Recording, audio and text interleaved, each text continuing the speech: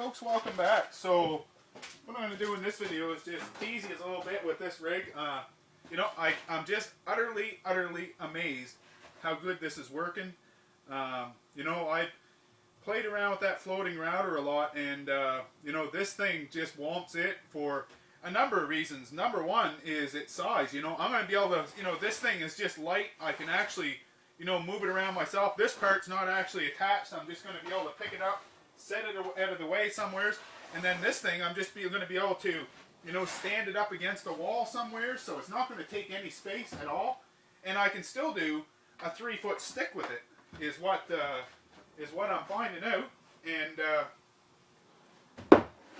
the second reason is the quality of the cuts this thing is doing. You know, with the floating router for the lathe, the floating router, if you've seen them videos, then you know it used to have a real tendency, if I wasn't super careful, to chip stuff out. Well, this thing doesn't chip it out at all. It's you know, it's incredible. I was cleaning up here, and I got a big pile of sawdust. It's sawdust. It's not chips.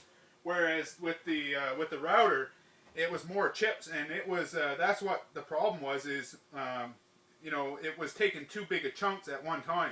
Well, this thing is just taking small chunks, and I did a bunch of testing with spruce on this thing, and even in this spruce, it was doing a beautiful job. Even like I used to find with the router, to try to come in on the end here, you know, to taper an end, it always, you know, you had to be super careful because it would have a tendency to split it out. With this thing, you know, you can see that even at the ends, it just cuts in just beautiful, and there's no chunks missing at all.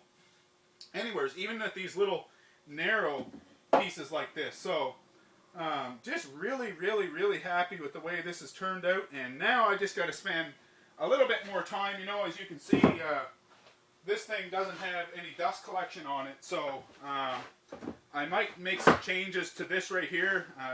Just get some sort of way to put some dust collection on it, because it just filled my shop with sawdust the way because of the way it was flying off it. And what I may do is actually turn the blade so it's actually spinning down, then it would chuck it towards the front, maybe close this in a little bit or something along them lines. I'm not just sure. So you know, this is just kind of a progress video to show you how it's working. And you know, so far I know one thing is I'm not stopping. You know, this is definitely something that I'm going to be able to use for, you know, making some table legs, or you know, just different things. Cut down on a lot of time. You love it. Anyway, you guys keep tuning in. Hopefully you're having fun watching, and we'll see you next time.